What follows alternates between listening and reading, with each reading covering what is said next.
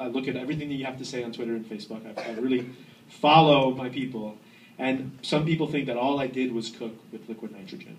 And that really kind of got me upset as a trained chef, because I cook with normal technique and I use regular everyday ingredients, and I cook for my family, and I at my restaurants. Has anyone been to my restaurants? I know they're far away. All right, cool, awesome. Yes, we do some progressive things, but most of it, 80% of it, is just solid, classical, traditional cooking, maybe with a little bit of whimsy and a little bit of edge. So this book to me was really personal. It was not, try this at home, it's for the home cook. It was not some publisher-induced marketing ploy to sell books to people for anyone. For me, it was really, it's heartfelt. Hey everyone, this is a getting to know you book, and I cook everyday food, hopefully well. Hopefully they'll think I cook it well. But that was important to me to do. So try this at home. Has everyone looked through it? Really? I'm not going to read from it. Chapter 3. But one thing I will talk about, and everywhere I go, some of the questions I get are about the photography. Obviously the head on the plate, and some of the photographs that are in the middle in the books, literally in the middle of the book, the centerfold, which is one of my favorites. I think every cookbook should have a centerfold, and mine is. I know we have some young people in the audience, but this is okay. It's PG. That's my centerfold, right, for my book. And that's my family without any shirts on. My wife loves it. This is a page that I showcase in these settings. But it's obviously over-scripted intentionally, but it's also something that's very real. Like we have, as a native New Yorker, even though I'm not Italian, I wish I was Italian. I feel like I can claim that I'm kind of Italian.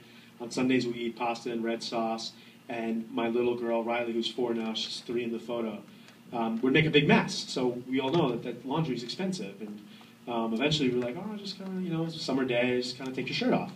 And she did, and then she's pretty smart. And the next time we did that, she was like, well, Daddy, why don't you, you have your shirt on. It's kind of unfair that I'm the only one that has to eat. So then the whole family had to get topless. And the whole reason I'm telling you this story is basically when you come over to my house for Sunday dinner, my kids are going to ask you to take your clothes off. And I just want to make sure that that's something that we're comfortable with. But I think the spirit of the cover and this page and many different photographs that are throughout the book, I think capture what I'm really all about. And that is, I'm very serious about what I do, not so much about myself. And I think that that's a good way to go through life in general, but certainly cooking. So this is a 101, 102, how to be somewhat more creative in the kitchen. There are calls for certain ingredients, like liquid nitrogen, in the book, but all of those are in addition to a recipe that already works well without it. There's a recipe in the back for dry ice cream, which is ice cream made with dry ice cream. It's not that funny. It's fun. It was fun. Sounded better.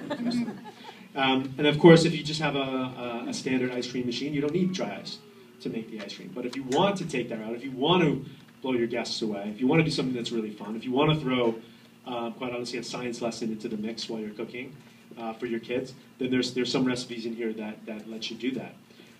That's really all I have to say about this book. Besides that, I'm really proud of it. I think that getting on a television show, that happened all by accident. I was working in a restaurant, and I've been cooking for a number of years, and I answered the phone, and they said, "Do you want to come on this show?" And it just happened. But a cookbook is something that I think anyone who starts cooking professionally or seriously, we think, wow, one day maybe I'll have a cookbook. I never said one day I'll be on a television show. That just happened. But it's pretty crazy that actually it happened. And it's kind of creepy that the head is getting a little creepy now that I'm on my 13th day of the tour. And, but I'm happy. So questions, comments, or concerns. And it's an intimate setting, so we can ask questions whatever you'd like. Or we can not do that, and we can just sign books. Yeah. Pop-up restaurant in Southern California. Yes, I almost opened a restaurant in LA a couple of years back, and it just kind of fell through. So there was someone who wanted to do it, and it was downtown, like Barker Block, sort of nice little area. I don't know if it is. Is it a nice area? No, it's okay. And it didn't happen. But there's definitely, since we're all friends and no one's videotaping or recording this, not to call you out. No, it's okay.